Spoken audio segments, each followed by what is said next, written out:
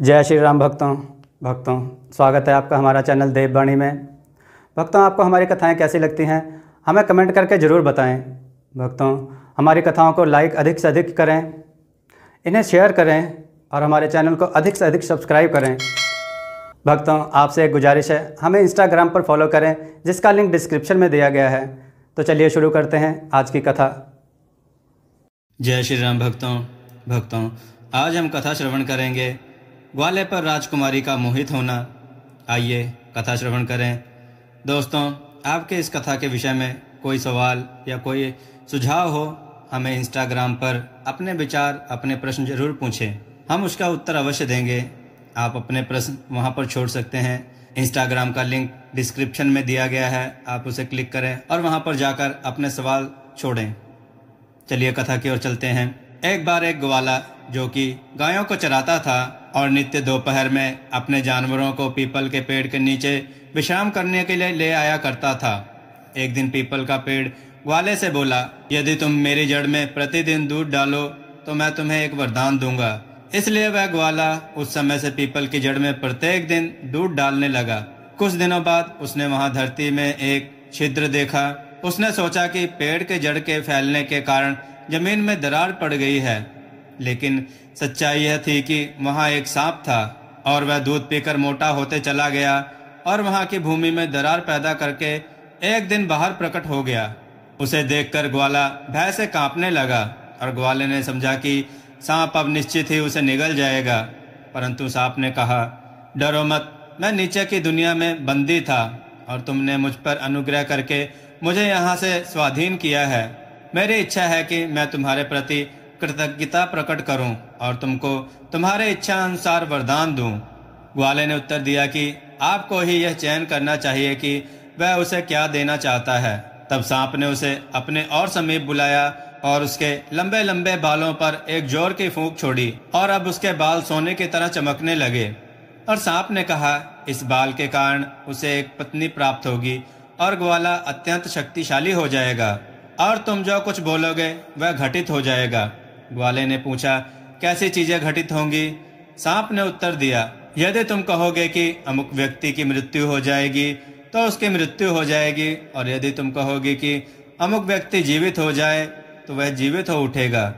लेकिन तुम यह किसी को बिल्कुल नहीं बताना, यहाँ तक कि जब तुम विवाह करोगे तो अपनी पत्नी को भी मत बताना। यदि तुम ऐसा करोगे तो यह शक्ति लुप्त हो जाएगी और तुम्हारा नाश हो जाएगा। कुछ समय के बाद यह हुआ कि ग्वाला एक नदी में स्नान कर रहा था और स्नान करते समय उसका एक बाल टूटकर बाहर आ गया और उसने उसे लेकर एक पत्ते में लपेटकर बहते हुए पानी की धार में छोड़ दिया। नदी के नीचे की ओर एक राजकुमारी अपनी सेविकाओं के साथ स्नान कर रही थी और उन्होंने एक पुड़िया को सीधे राजकुमारी की ओर बहकर जाते हुए देखा और राजकुमारी ने उसको पकड़ लिया। उसको खोलकर देखा और उसमें बाल को पाया। यह बाल सोने के जैसा चमक रहा था। जब बाल को मापा गया तो ज्ञात हुआ कि बाल की लंबाई लगभग 15 फीट के बराबर की है। इस प्रकार राजकुमारी ने बाल को अपने कपड़ों में बांध कर रख लिया और अपने घर वापस चली गई और उसने अपने आप को अपने कक्ष में बंद कर लिया और उसने खाना पीना, बात करना भी बंद कर दिया। उसकी माँ ने उसके 2 सहचरियों को उससे पूछने के लिए भेजा कि क्या मामला है। तब अंत में राजकुमारी ने कहा कि वह ना ही उठेगी और ना ही भोजन करेगी जब तक कि वे लोग उस सुनहरे बाल वाले व्यक्ति को ढूंढ कर नहीं लाते। यदि वह कोई पुरुष हुआ तब उसको उसका पति बनना होगा, और यदि वह कोई स्त्री हुई तो उसे आकर उसके साथ उसकी सखी की तरह रहना होगा। जब राजा और रानी ने यह सुना कि एक सुनहरा बाल नदी में तैरता हुआ ऊपर से नीचे की ओर आया था, तब वे अपनी बेटी के पास गए और अपनी बेटी को कहा कि एक बार वे सैनिकों को नदी के ऊपरी धारा की ओर उस सुनहरे बाल वाले व्यक्ति को खोजने के लिए भेजेंगे। तब जाकर के राजकुमारी को विश्वास हुआ और वो उठी। फिर उन्होंने भोजन किया। उसी दिन राजा ने अपने सैनिकों से कहा कि वे जाकर नदी के किनारे के सभी गांव में सभी ग्रामीणों से पूछकर उस सुनहरे बाल वाले व्यक्ति का पता लगाएं। इस प्रकार सैनिकों ने बाहर जाकर नदी के दोनों किनारों पर के गांव में उस सुनहरे बाल वाले व्यक्ति के बारे में मालूम करने का प्रयास किया, परंतु यह कोशिश निरर्थक सिद्ध हुई और वे बिना किसी सूचना के वापस लौट आए। तब राजा ने अपने राजजोशी को सुनहरे बाल वाले व्यक्ति की तलाश में भेज दिया, लेकिन वे भी विफल होकर लौट आए। तब राजकुमारी ने कहा, यदि तुम लोग उस सुनहरे बाल वाले व्यक्ति को नहीं खोज सकते हो तो मैं फांसी के फंदे पर लटक कर अपने प्राण त्याग दूंगी। उसी समय एक पालतू तोता और एक पालतू मैना जो कि राजा के पिंजरे में बंद थे, उन्होंने कहा, तुम लोग कभी भी उस सुनहरे बाल वाले आदमी को नहीं खोज पाओगे। निश्चय ही वह घने जंगल के अंदर में रहता होगा।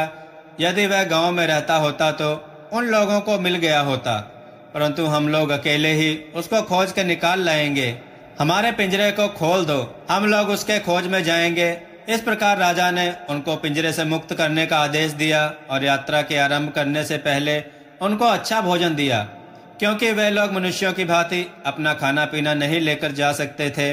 तब तोता और मैना दोनों हवा के घोड़े पर सवार होकर नदी के ऊपर ऊपर उड़ते चले और काफी लंबी खोज के बाद उन्होंने सहसा ग्वाले को जंगल में पीपल के पेड़ के नीचे अपने मवेशियों के साथ आराम करते देखा।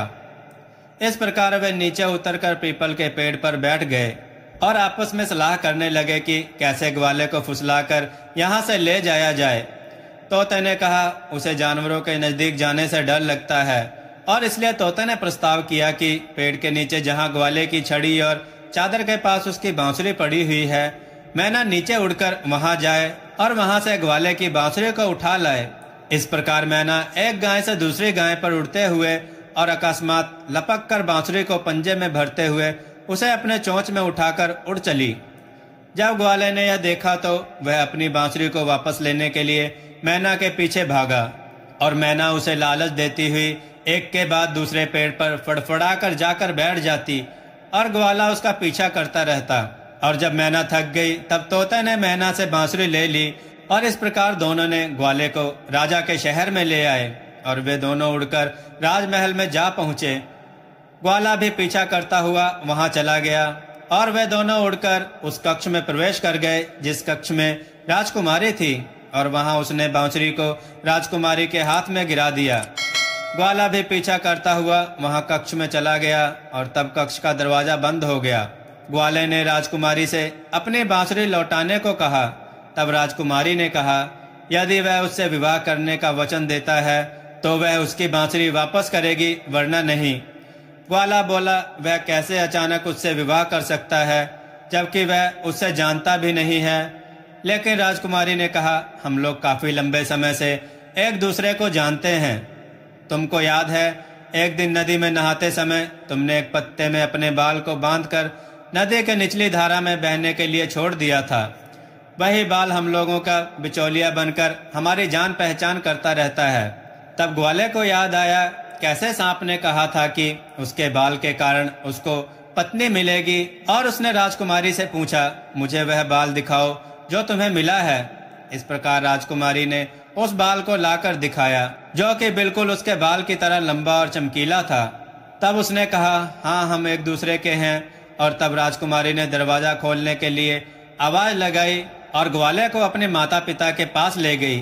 फिर उसने अपने माता पिता से कहा कि उसकी मनोवांछित इच्छा पूरी हुई। अब यदि वे उसके विवाह के लिए राजी नहीं होंगे तो वह ग्वाले के साथ भाग जाएगी।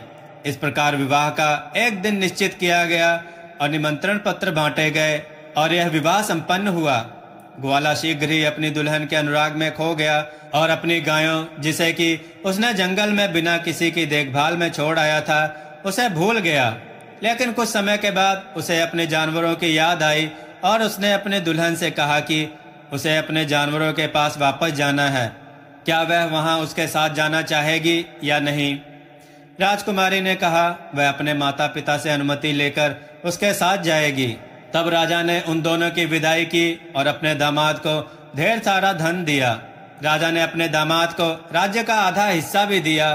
फिर राजा ने अपनी संपत्ति में से हाथी, घोड़ा, अन्य दूसरे मवेशी भी दिए और कहा, तुम स्वतंत्र हो और जो चाहो करो। तुम यहाँ भी रह सकते हो या अपने घर भी जा सकते हो, लेकिन यदि तुम यहाँ रहने का निर्णय करते हो तो मैं तुम्हें कभी वापस नहीं जाने दूंगा। ग्वाले ने विचार किया और कहा वह अपने ससुर के साथ यहाँ रहना पसंद करेगा, लेकिन उसे किसी भी प्रकार से अपने जानवरों को, जिसे उसने अकेले जंगल में बिना किसी की देखभाल में छोड़ आया था, वहां जंगल से जाकर उन्हें लाना होगा। जब वह जंगल में गया तो उसने देखा कि उसके सभी जानवर मर चुके हैं। यह देखकर ग्वाले का हृदय वेदना से द्रवित हो उठा और उसके नेत्र आंसू से भर गए। वह विलाप करने लगा। तब उसको सांप का दिया हुआ वचन याद आया कि वह किसी भी मृत शरीर में प्राण डाल सकता है, और उसने अपने इस शक्ति के परीक्षण का निर्णय किया। इसलिए उसने अपने पत्नी से कहा कि उसे इन मृत गायों का उपचार करना होगा, इनको दवाई देनी होगी। और उसने जंगली जड़ी बूटी से मृत जानवरों के नाक के पास हवा की, और जैसे ही उसने ऐसा किया और साथ ही साथ उसने कहा, जी उठो, और देखते ही देखते एक के बाद एक सभी गायें उठकर खड़ी हो गईं और अपने बछड़ों के लिए रंभाने लगी। सांप के वचन को सत्य साबित होते देख ग्वाला ऊंचे स्वर से कृतज्ञता प्रकट करने लगा और एक बड़े बर्तन में दूध भरकर पीपल के जड़ में डाल दिया। फिर सांप दोबारा आया। उस ग्वाले ने सांप से विनती की कि उसकी पत्नी को भी ऐसी शक्तियां प्रदान की जाएं। सांप ने कृतज्ञता प्रकट करते हुए राजकुमारी के बालों पर भी फूंक मारकर उसे भी सोने की तरह चमकीला बना दिया। अब राजकुमारी के पास भी उस प्रकार की शक्तियां आ गईं। अगले दिन उन लोगों ने अपने सभी गायों को इकट्ठा किया और गायों को हाँकते हुए वापस राजकुमारी के घर की ओर चल पड़े। और ग्वाला उसकी पत्नी ससुर द्वारा प्राप्त आधे राज्य पर शासन करते हुए प्रसन्नता पूर्वक वहां रहने लगे। फिर कुछ वर्षों के बाद ग्वाले को ऐसा लगा कि वह सांप उसके माता पिता की तरह थे, और वह आतुरता में सांप से यथोचित ढंग से विदाई लिए बिना यहाँ आ गया है। इसलिए वह यह देखने के लिए फिर से गया कि क्या वह सांप अभी भी वहाँ है। लेकिन उसने उस सांप को वहाँ नहीं पाया, और तब उसने पीपल के पेड़ से पूछा, लेकिन पेड़ ने भी कोई उत्तर नहीं दिया। अतः वह निराश होकर दुखी मन से घर वापस आ गया। घर वापस आकर उसने अपनी पत्नी यानी राजकुमारी से सारी बात बताई। राजकुमारी ने उसे ढाढ़स बंधाते हुए कहा कि हो सकता है भगवान हमारी मदद करने के लिए यहाँ प्रकट हुए थे, इसलिए वह हमारी मदद करके चले गए होंगे। हमें अब अपनी शक्तियों का सही ढंग से इस्तेमाल करना होगा और अपने राज्य की प्रजा की समृद्धि के लिए अच्छे कार्य करने होंगे। इस प्रकार वे दोनों सुखपूर्वक अपना जीवन व्यतीत करने लगे। भक्तों, आपको यह कथा कैसी लगी कमेंट में जरूर बताएं, और कमेंट में भक्तों जय श्री राम अवश्य लिखें। जय श्री राम भक्तों।